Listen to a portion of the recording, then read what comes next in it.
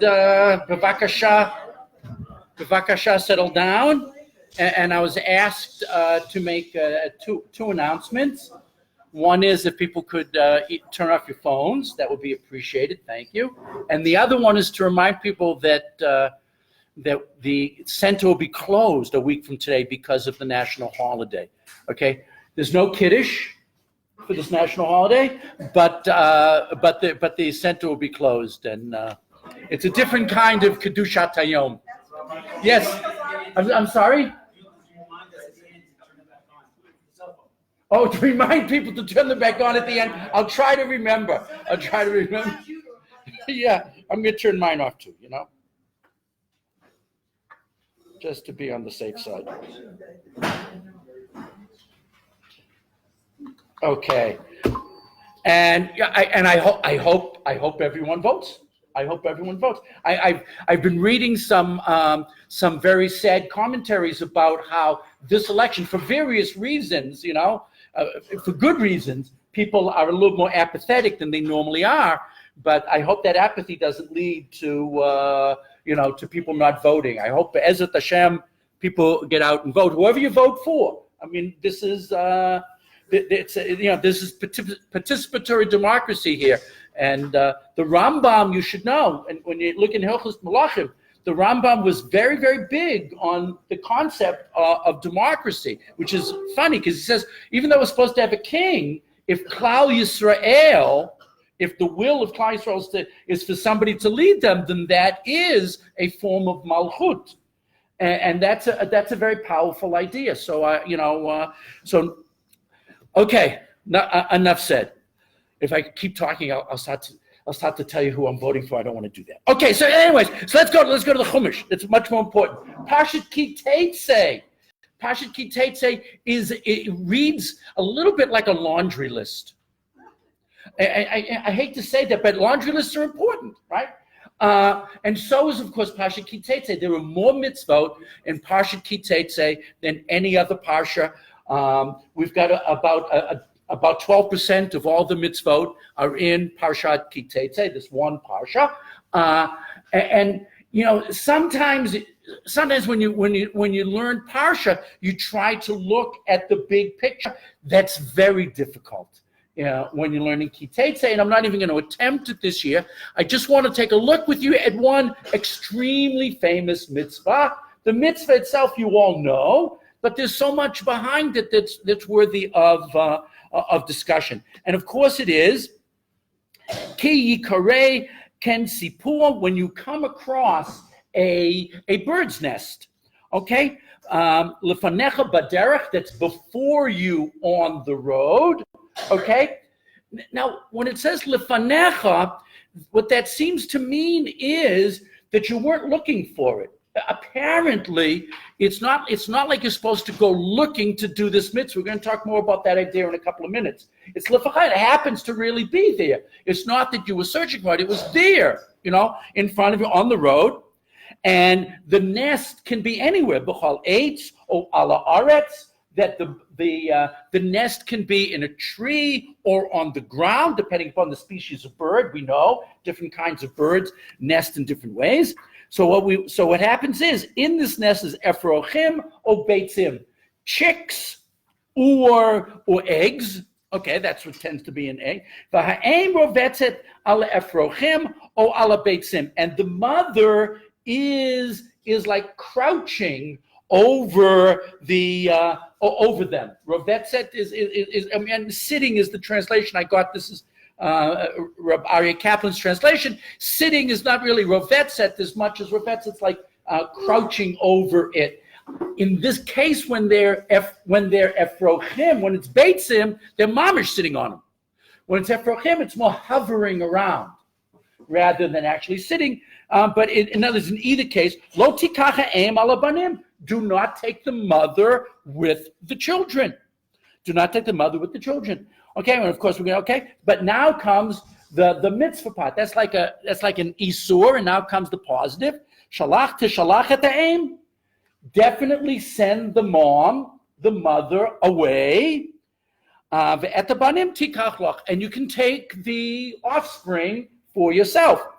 Okay? L'ma'an yitav loch ve'arachta chayai. In order that it be good for you and that you have long life. And so when we start to look at the Meforshim in just a second, you're going to see it's less the mitzvah that interests them, it's more the reward, because we know most mitzvot aren't connected with the reward.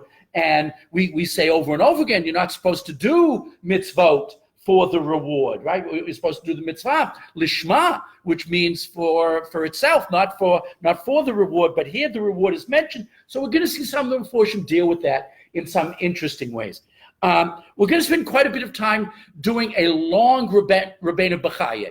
And Rabbeinu Bechaye does something, I think, fascinating that he does a number of times in his parish. Rabbeinu Bechaye, we're not sure when he was born, but he died in 1340.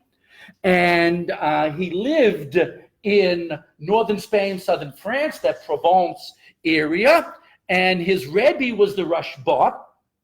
But we don't know if he ever met the Ramban. He was probably born before the Ramban left Spain in 1267. But we don't know if he ever met the Ramban, but he considered himself the student of the Ramban because the Rashba was the student of the Ramban. So he doesn't quote his own Rebbe very much, but he quotes the Ramban a lot.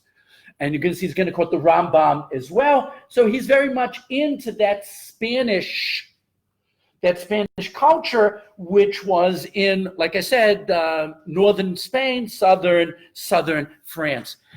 Now, he's going to do something fascinating. He's going to look, and he only does this, he does it a few times throughout Chumash. He's going to look at this one mitzvah from 4 different points of view. So this is basically pardes. We know, we say that, that there are 4 different major ways of teaching psukim in Tanakh, and the 4 different ways are called pardes. Now, he's not going to use the same terminology that we use, but it's going to be close. So what is pardes? Pardes is pshat, and that's going to be the first thing. And if you look right after he quotes the pasuk in the first line of the Rabbeinu Bechaye, I underline al data pshat. So he's going to give you pshat. So pardes is pshat, remez. He's not going to use the word remez. We'll see in a minute what word he uses. Drush, and that's the second paragraph, al dat hamidrash. That's drush, okay? And then the last one is sod. And sod is another word for, look at the bottom paragraph on the page, Va'aldat HaKabbalah. Sod, besides being a wonderful laundry detergent, besides that, sod is a technical term for something that humans wouldn't have been able to figure out on their own. A sod is something that had to be revealed. And the other term for sod is Kabbalah. So Kabbalah means I got it. I got it through a chain of tradition. Now, for most of Kabbalah, our chain of tradition starts with the Rashbi, Rabbi Shimon Bar Yochai. So where did Rabbi Shimon Bar Yochai get it? So there are some things we believe he mamish had, misorot, that went back, all the way to Moshe Rabbeinu. There are such ideas. Other people say that we know that he claimed to have talked to Eliyahu HaNavi. So in other words, Kabbalah, real Kabbalah. Okay, real Kabbalah. I'm not talking about popular Kabbalistic ideas, but the real Kabbalah is sod, which means humans could not have figured it out on their own. It required a Masorah. That's what a sod means. Okay, we'll see how he touches up remez in a minute. But let's first do the pshat. Let's first do the pshat in Rabbeinu Bechaye. And so he says, al dat pshat yitzaver katu b'kiyum min. It's to make sure that this species of bird will survive and not be uprooted, that it will not become extinct. So the first pshat is ecological. The first pshat is ecological. That's what, according to Rabbeinu B'chaye, we're worried about ecology. Okay, and that's a very beautiful idea. We don't want to make any species go extinct. We want to maintain biodiversity. He doesn't say that. He doesn't use that. But okay, but that's what he's into here. Okay. The Torah allowed us to slaughter animals and consume them, right? For the purpose of humanity, because ultimately we believe that the world was created for us, for humans, right? Okay.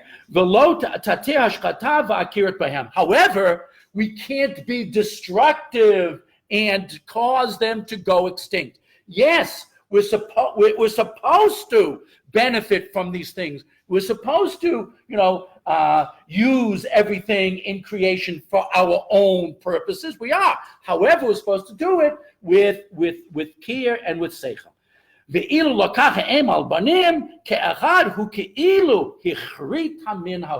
If you take more than one generation simultaneously, it's as if you're cutting off, making extinct that mean.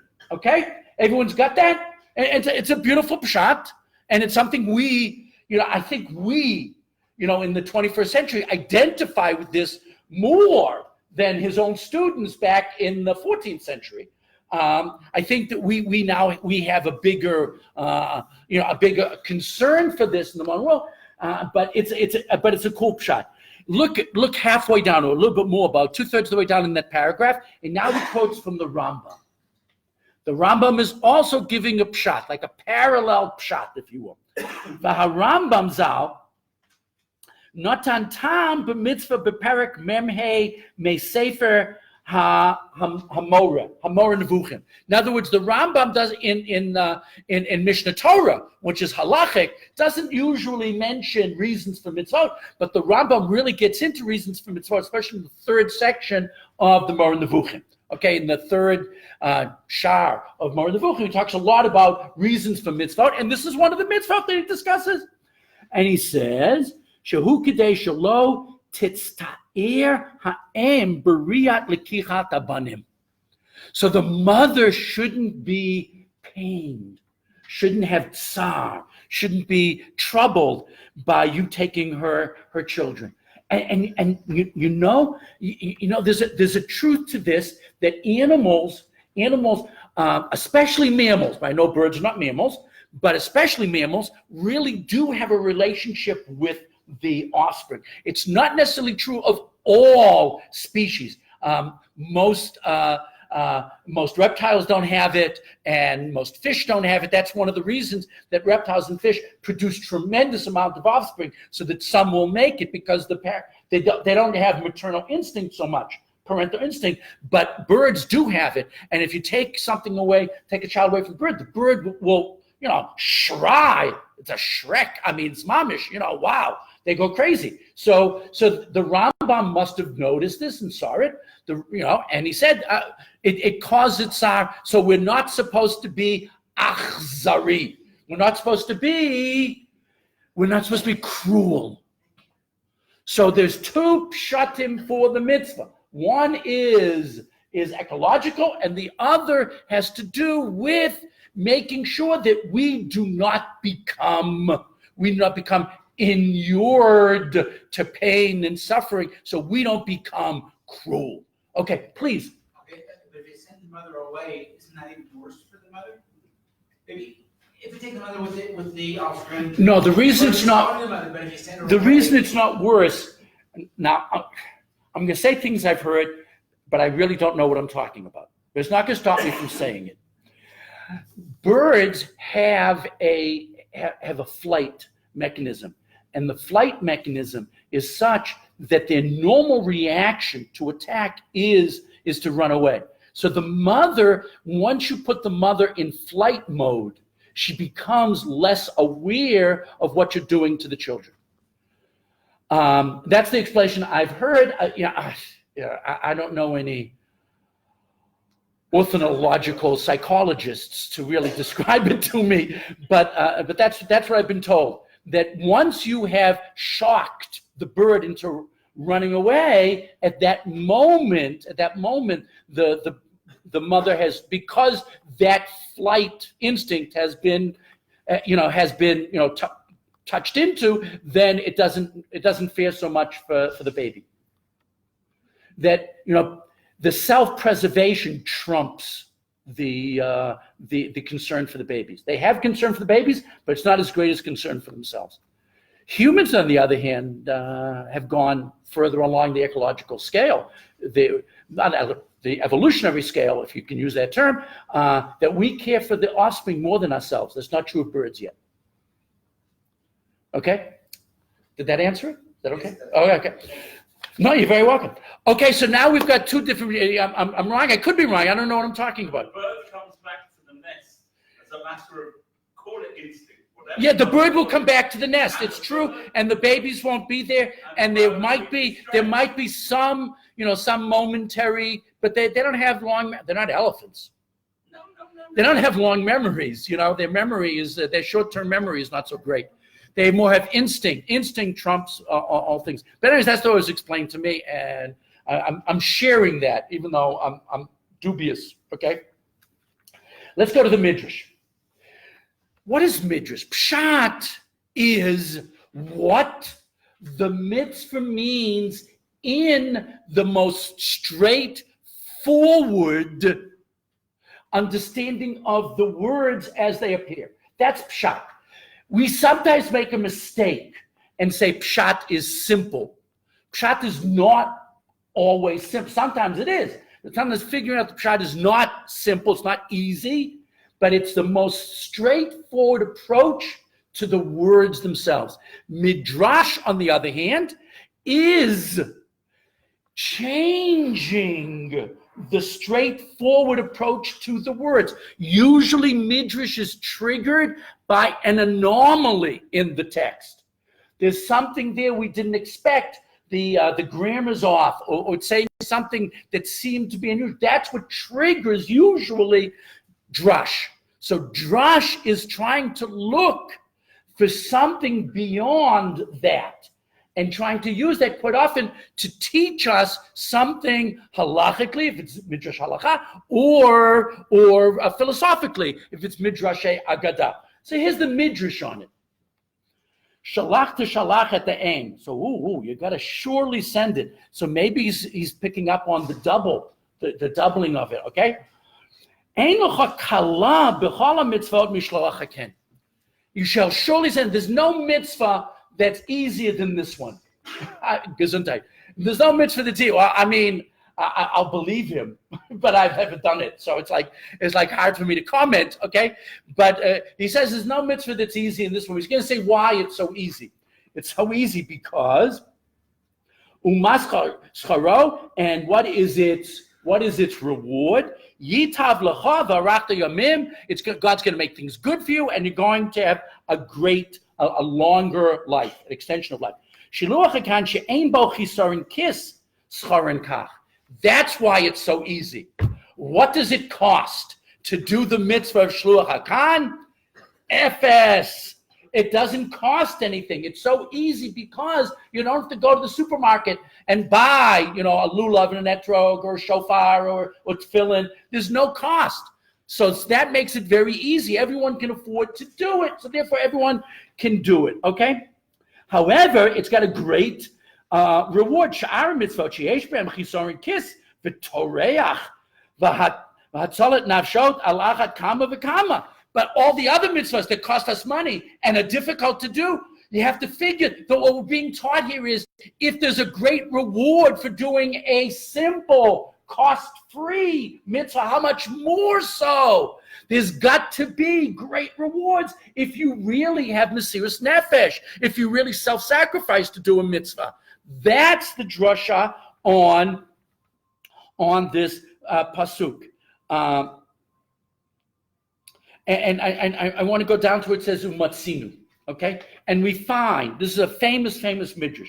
Matzinu Shlomo HaMelech, Shehishva shtei mitzvot elo kachat. He compared these two mitzvot together. Which two mitzvot? Shluach hakan and respecting parents. Those are the two mitzvot for which you have this reward, which of course is the famous story of Elisha ben Abuya. Maybe we should turn off the tape. I suggest very strongly if you can get hold of As a Driven Leaf by Milton Steinberg. I said maybe we should turn off the tape. He happened to be a conservative rabbi. But the book is really very moving. And it's really worthwhile. And he goes through the very difficult psychological and philosophic journey of Rabbi Elisha ben Abuya. And what's great about, I won't tell you the end. I was going to say what's great about this at the end. I'm not going to tell you the end. No, it's okay. I'll tell people privately later if you promise me you're not going to read it. But anyways, but it's just interesting. And it gets, of course, Rabbi Meir involved. Because, we know that Rabbi Meir was the Talmud of Acher, Rabbi Elisha ben Abuya. So we see that Shlomo Melech was concerned with these two mitzvot together, and he wrote in Mishlei, Ein til'ag la'av v'tavuz likat aim. Okay, so he says, you've got the eye gets like confused and upset by the father, by the parent. Okay, and you're going to get upset. Tavuz, you're going to be bizayon. You're going to be disgraced. Is that a good translation? Towards the mother. So he says, in other words, so both toward the father and the mother, if you do something to them, bad things happen to you. Okay? Ke'inyan mitzvat oto ve'et bano. That he says that the Shlomo, we're saying the Midrash says, Shlomo Melech, in a pasuk in Proverbs, Mishlei was talking about this mitzvah. The parent and the child. She'ein lishchot haben bifnei ha'am, that you shouldn't slaughter the child before the mother. Ki avat ha'em chemlata al pri bitna, because the love of the mother and the pity, chemla, the pity for the pri bitna, for the fruit of her womb, eno nimshach acha hasecha. It's not about. Oh, wait a minute. I went back. That was back to the Rambam. I apologize. Rambam Yerushalmi says, Parakama depeya. Ayin telog la'av zeh kibbut av aim. When it says about looking at the father, that's respecting your parents. Utavuz likat aim, when it says at the end, the embarrassment that you get, disgrace that you get over the mother, zeh shliach hakan. Shatara perisha scharan uba shlomo perish onshan. So he's giving you both the mitzvah and the punishment. The punishment is we continually or eternally feel bad. If we don't do this right, it affects us in a negative way. And that's the Midrash. The Midrash says something halachic and then something psychological. Okay? Now he says al data seichel. What's seichel? Right, which isn't very common. Right, that's what my mother used to always say that. Common sense, which isn't very common, right? So seichel means intelligence. So according to Rabbeinu Bechaye, this is remez. Remez means if you figure out the remez, you are someone with a high level of intelligence. That you have that kind of deductive reasoning. It's like you're Sherlock Holmes. Or as my grandchildren say, Sherlock Holmes, who were surprised to find out it was written in English. Oh, this is available in English? I didn't know that. So anyway, so what happens is that if you can really figure stuff out, you look at the situation and you can take facts A and B and deduce C, that's remez. According to, not everyone agrees with Rabbeinu Bechaye. According to many people, remez is closer to Kabbalah, and there are things that are hinted at that are mystical by their nature, but not according to Rabbeinu Bechaye. This is more philosophic and more deductive. It's a cognitive thing rather than a mystical approach. But okay, so let's see what is seichel. It's interesting what he says here.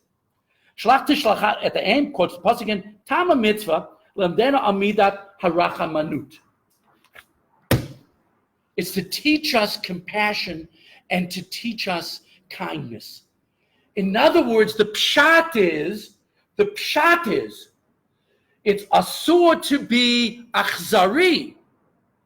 The remez is we're supposed to extend the fact that I can't be cruel one more step. And this is the remez. I must be rachamanut. I must have rachman. We say that, one of the simanim of the Jews is we're rachamanim, b'nei rachamanim. We are the compassionate ones, the children of the compassionate ones. That's how one of the ways you can tell if someone's a Jew, okay? One of the three signs that you are indeed Jewish. I thought the Air Force wasn't supposed to go over Jerusalem. Yeah, okay. Generally, they don't go over. Yeah, okay. I hope he's not lost. I also hope it's one of ours. I hope it's one of ours. But okay, so what? According to Rabbeinu Bechaye, from the pshat, I knew it's asur to be achzari. From my seichel, I'm supposed to extend that and deduce that I must be a Baal Rachamim. I must have compassion. And I want to say one thing, maybe two things about compassion. Yeah, please. No, sorry. Oh, okay. If this were an auction, you would have bought the picture. Okay. So anyway, what happens in that the word rachamanut is based upon what root? Rechem. And wow. That rechem, of course, is the mother's womb. Okay? The uterus, if you will. And so that we're supposed to see the dugma, the paradigm of rachamim is the way a mother feels for a child. And this, of course, that's the first thing I want to say. But the second thing I want to say, this feeds into a Rosh Hashanah theme. One of the major themes of Rosh Hashanah is, I know we talk about the kingship of God and the memory of God and the shofarot of God, but one of the, sub-rosa ideas of Rosh Hashanah is the motherhood of God. And this is hinted at, number one, the Kriya on the first day, about the birth of Yitzchak, and of course, Sarah and Yitzchak, both of the Haftarahs, first and second day, Chana and her love for her child, and then the crescendo, the climax, is the second day, which is the story of Rachel Mevaka al Banecha, is about Rachel and how much she loves us. And we learn Rachamanut from those sources. And so this is really the Rachamanut that we learn from a mother is really a Rosh Hashanah theme. So when we say, Avinu Malkeinu, we're talking to HaKadosh Baruch Hu, not just as the father, but also as the mother, which is why I always translate that, our parent. Our monarch. I don't say just the father, because HaKadosh Baruch Hu is both. HaKadosh Baruch Hu is both. And HaKadosh Baruch Hu says that at the end of if you look at the end of the Haftarah from Yirmiyahu on the second day, and what happens is Hashem says to Rachel, I'm the father, don't worry. And then Rachel starts to cry because she doesn't have faith in the father. And then at the end of the Haftarah, HaKadosh Baruch Hu says that my innards, my kishkas, are upset. And then it says, Rachel accepted that. What does it mean when HaKadosh Baruch Hu says that my innards, my stomach is upset? HaKadosh Baruch Hu is referencing Kaviyachol, his uterus. If I can say it that way.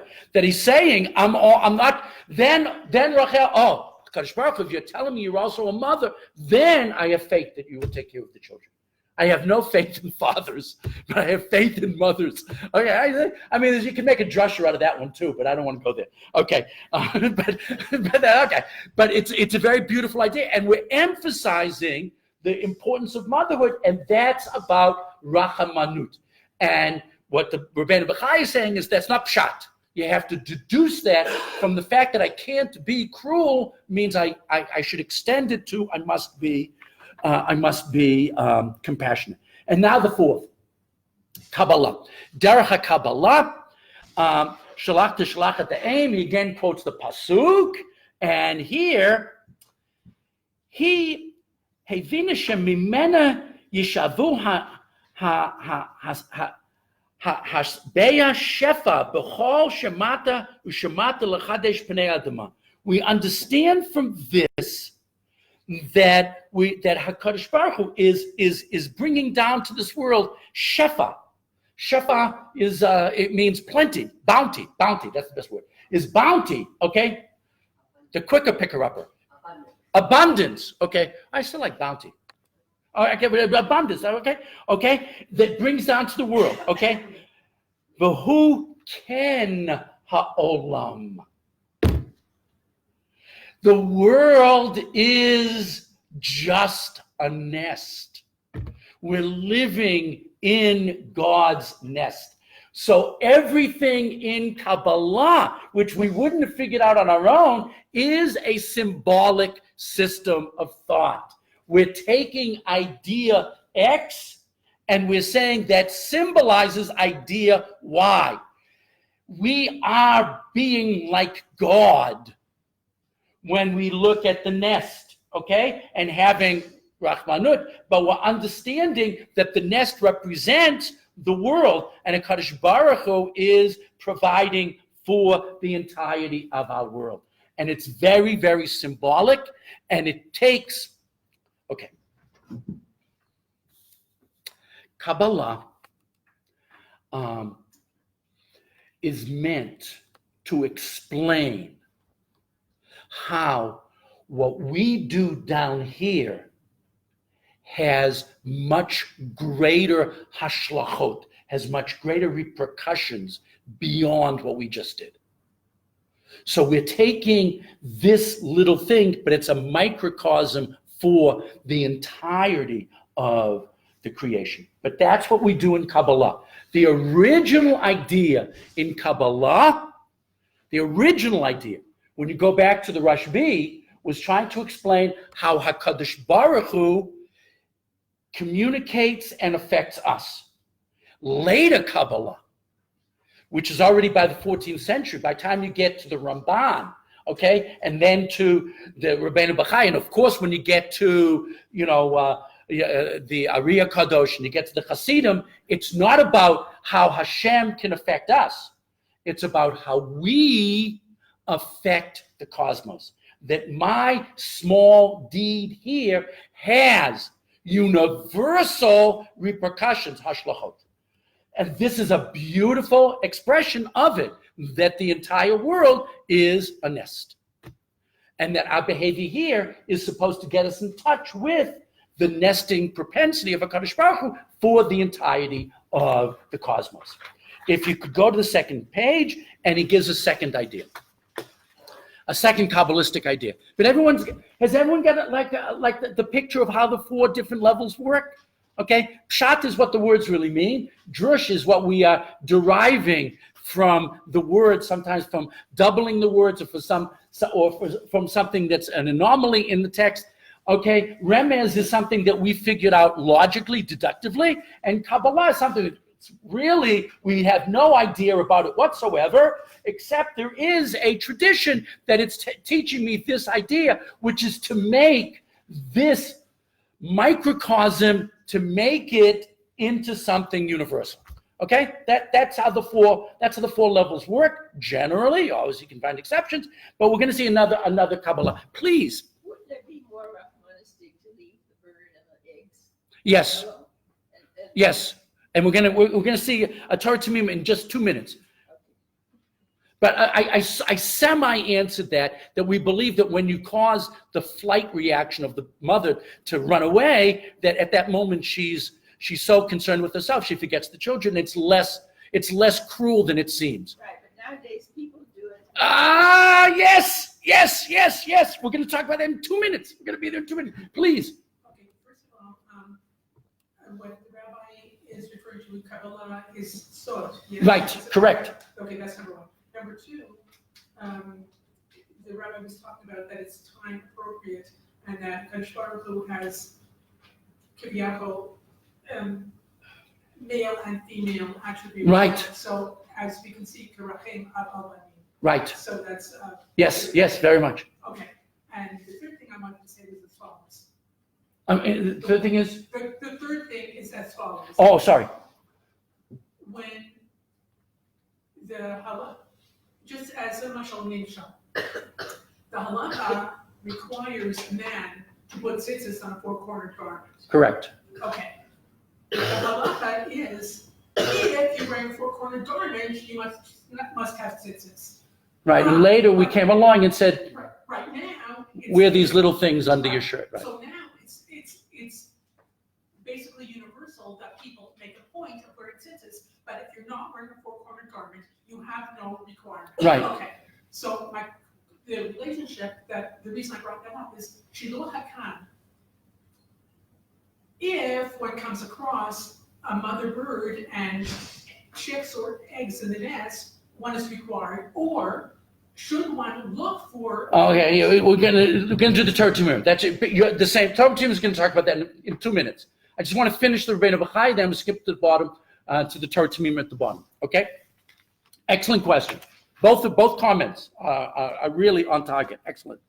There's another opinion in the Kabbalistic, in the Sod category. Okay.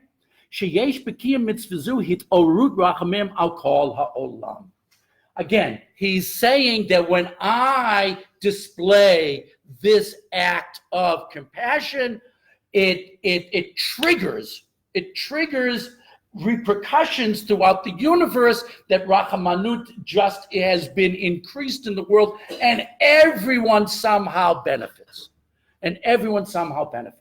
It's like, lahavdil. It's like throwing a pebble in the pond, okay? And the waves just keep going further and further out, and everyone eventually gets affected by it. And this idea is in modern physics is very profound, because we believe that everything that happens has, it imprints on the time-space continuum in such a way that it maintained forever. That's a Kabbalistic idea that modern physics tends to agree with. Okay? Now skip to the bottom of the page, please. The Torah Tamima. The Torah Tamima, of course, is the son of the Aruch HaShulchan. He was Baruch Halevi Epstein, his father Yechiel Michal Halevi Epstein. He was the nephew of the Netziv, and later became the brother-in-law of the Netziv. When the Netziv's first wife died, he married his niece, who was the sister of the Torah Tamima, Baruch Levi Epstein. And of course, the Netziv had two children. From his first wife, he had a son called Chaim Berlin, and from his second son, from his second wife, he had a second son named Meir Berlin, who, when he came to Eretz Yisrael, changed his last name to Bar-Ilan. So Bar-Ilan was however, the nephew and the cousin of the Torah Tamima. Torah Tamima wrote this in 1902. He was by profession a bookkeeper for a bank. And either Pinsk or Minsk, I can't remember. I should look it up. It's either Pinsk or Minsk, one of those two. Okay, but in Belarus, he was in modern Belarus, and he was at the age of 80. He was in a hospital, and the Nazis came and they burned down the hospital that he was in, and that's Baruch Halevi Epstein. Okay, and he said in his parish Torah Tamima, Avami she'ena rotzeh b'tipulam klal. You don't want them. You're not hungry. You're not involved. You don't want to eat an egg, and you don't want to eat a chick. You're not interested. Okay. You have every right in the world to just pass it by. Okay? The Adarabba, Odos Ekot, Koat, korat ruach le'em lebanim shemenichim biyachad, and you gave even more. You gave even more rachmanis on the mother by just passing it by. If on the other hand you're hungry, if on the other hand you're needy, then you can do it, and it's fine, and it's a mitzvah, and that's how to do it. But if you're not, leave it alone. And he goes on to say, "Ve'ein zvar klal she'odit chayav lasot prud ben advekim." There's no svar at all to say you're required to make this separation of the connection between the parent and the child. You're not obligated to do it whatsoever. And he goes on to say, "K'moshe ain't svara," just like there's no logic to say, it's prohibited to kill a mother and child in the same day. That doesn't mean you're chayiv to kill the mother today. You kill it when you're ready to kill it, or when you need it. You don't just do it to be mekayim the mitzvah. We don't do it. And so he would be very much against those organizations that take people out to the woods to find opportunities to do this mitzvah. Now, I'm not condemning anyone. People want to do it, but I personally, I so agree with the Torah Tamima. This answers your question too. I so much agree with the Torah Tamima. This is when it's necessity. But if there's no necessity, leave well enough alone. Leave it alone. Let the babies grow and let the mother get some nachas. I wouldn't say Yiddish nachas, but nachas, some aviary nachas. Okay. Some aviary nachas. Okay, so now there are other approaches, and I hope I left myself enough time. Even skipping around Rabbeinu B'chai, it just takes time to go through all four stages. But the Torah Tamima, I think, really hits the nail on the head. If we're really trying to teach to be rachamanim, then if you don't need it. If on the other hand, the world is here for humanity. If you're hungry and you want to have an omelet, then it is indeed permitted. So let's take a look at some ones. We'll see how far we get. The Kliyakar, of course, is the chief rabbi of Prague. He was the successor of the Maharal, and he dies in 1620. So for 10 years, he was the chief rabbi of Prague. L'man yitavlach, the arachta yomim, in order that things should be good for you, and you will have an extension of your days. See, Kliyakar says, Lashon zeh ne'emar gam etzo kibbut aveim b'dibrot shniyot. In the second set of luchot, in the second tablets, the Moshe Rabbeinu got on Yom Kippur, right, after the Chet HaEgel, that says the same thing about kibbut aveim, which respect parents, things in order it's good for you and in order that you should have a long life.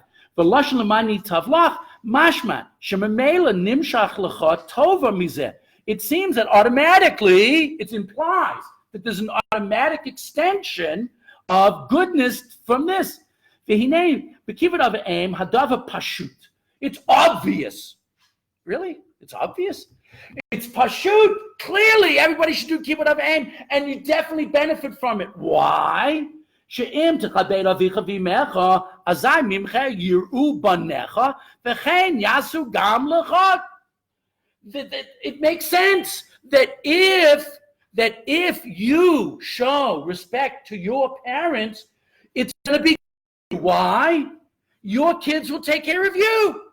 If you don't show any respect for your parents, it's not going. You're not going to. It's a chinuch issue. It's a chinuch issue, and it's a very powerful chinuch issue. And then the Kliyakar goes on to say the same thing is true about this. That if the kids see you treat the mother bird with tremendous compassion and gentleness, they're going to learn that we guide our children not by what we say, but it's by what we do. The kids never listen to you, but they watch everything that you do. Unless your kids are different than mine. But they don't listen, but they definitely record everything that you do.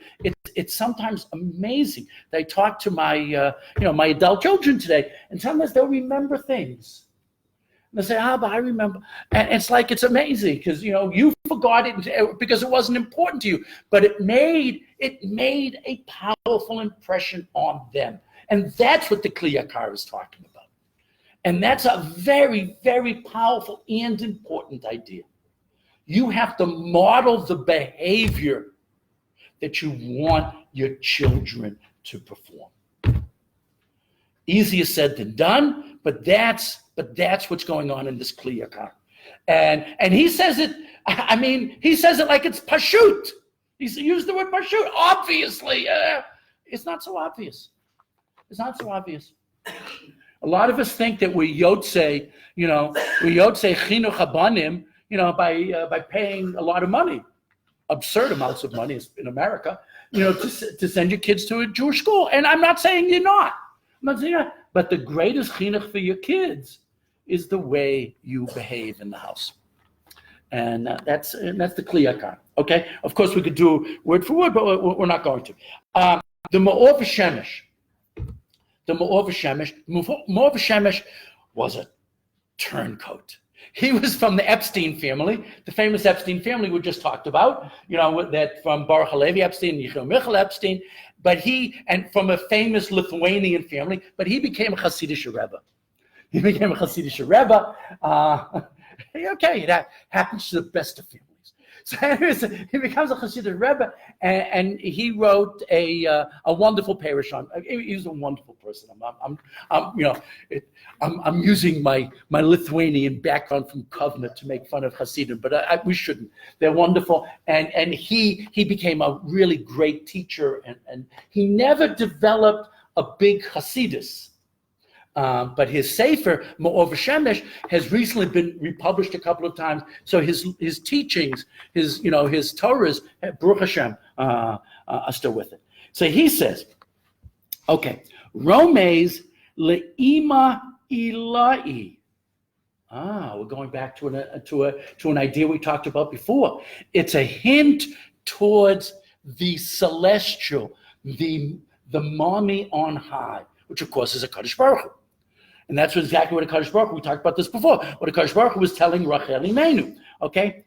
Shehu olam hateshuvah. It's the world of tshuva.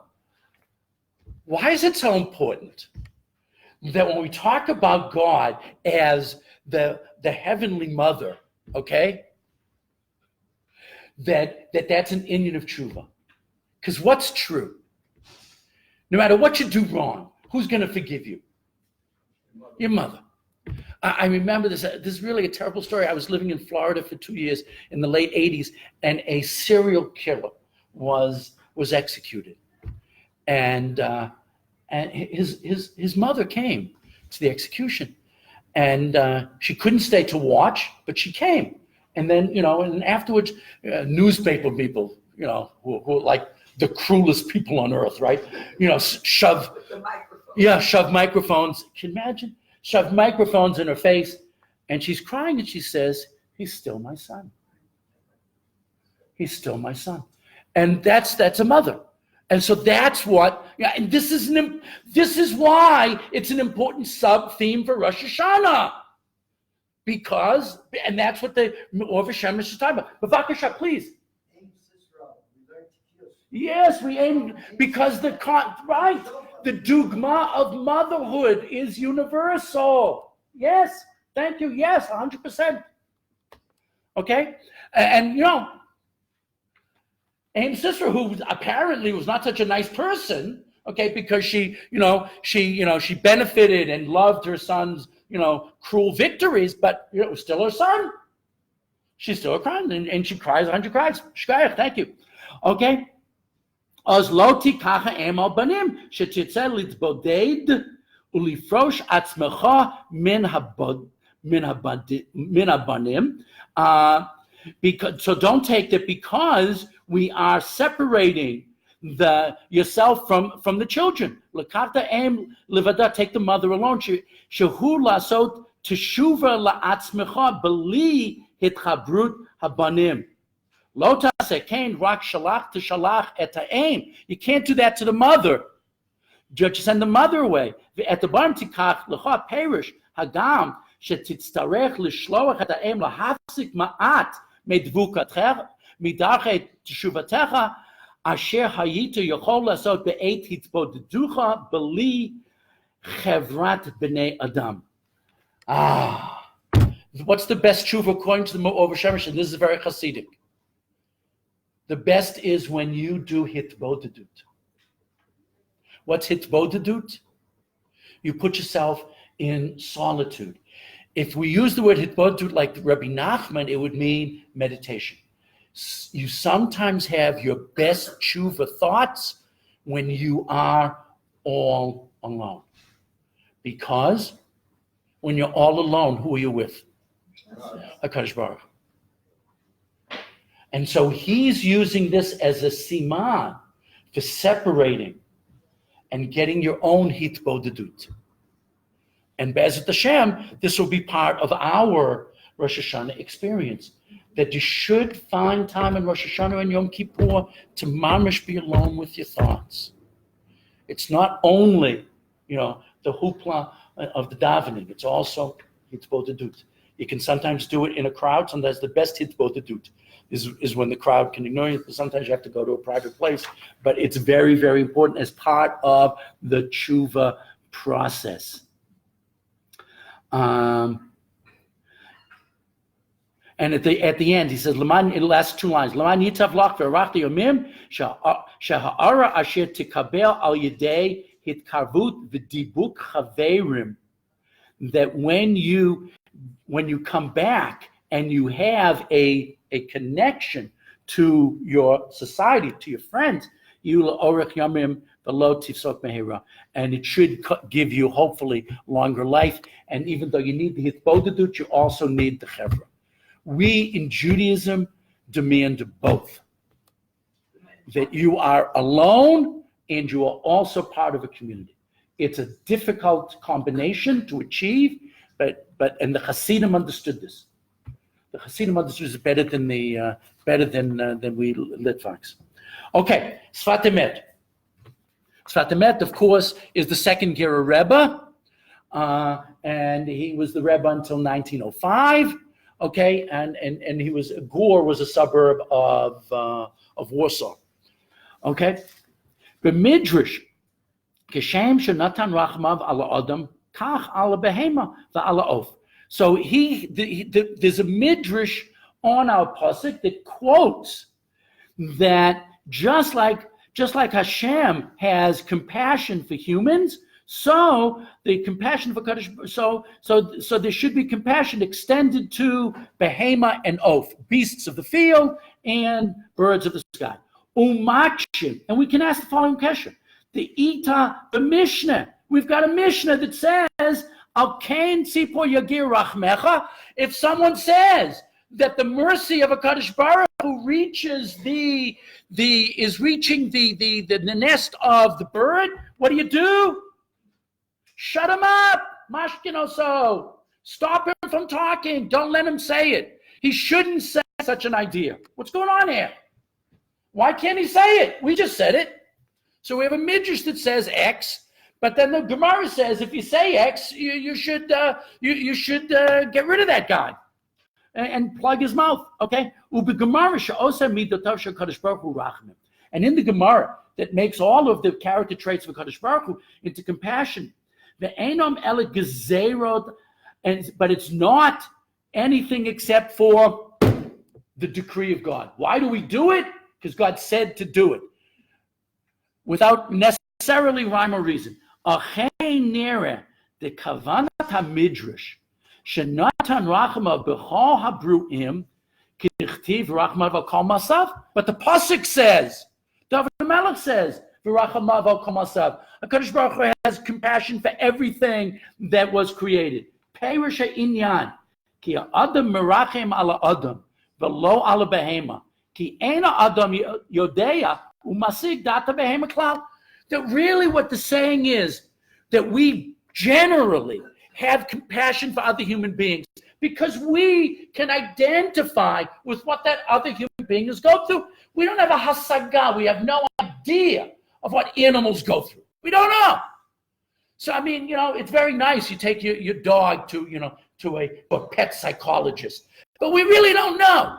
We really don't know. I mean, I had a dog for 10 years. I really loved my dog, but I mean, it's not like I love my children. I didn't understand the dog. I didn't understand my children either, but that's besides the point.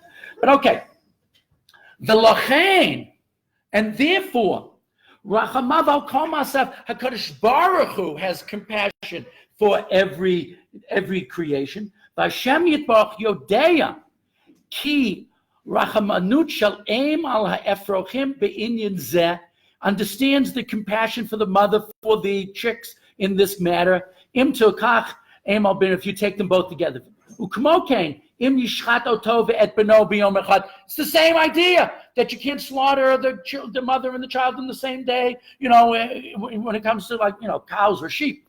Ube'emet zeh atzmo shehitbiya HaKadosh Baruch Hu inyan rachamim b'chol bria b'midah yedua. The truth is, even though you do this only because HaKadosh Baruch Hu said to do it, but we have to understand that HaKadosh Baruch Hu infused the entirety of the world with rachamanut, with compassion. That's part of the Bria process.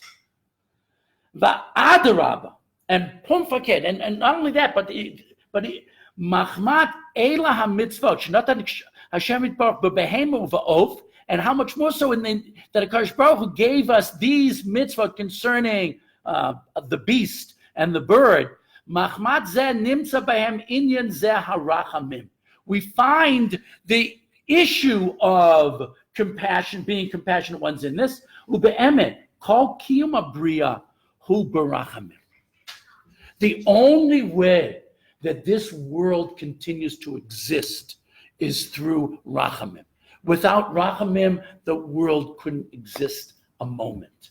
It's the rachamim of HaKadosh Baruch Hu that keeps us going and keeps the entire yukum, the entire cosmos going. Therefore,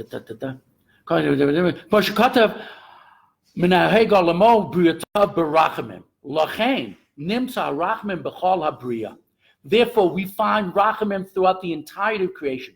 B'nai Yisrael, shehem ikar habriya. And so, therefore, B'nai Yisrael, who are the essence, the ikar, the purpose of all creation, was B'nai Yisrael keeping the Torah. That's what it was all for. Haim rachamanim biotir. And therefore, we must be the most compassionate of everyone. That's what it's all about. That the Torah, even though you can't specify this is that and this is that, we just do it because it's said to, but the big picture that evolves from those little pratim is we become extremely, extremely compassionate, and that we extend this compassion, this empathy to the entire world. And there's so many times when you say, I'm just going to one more quick story.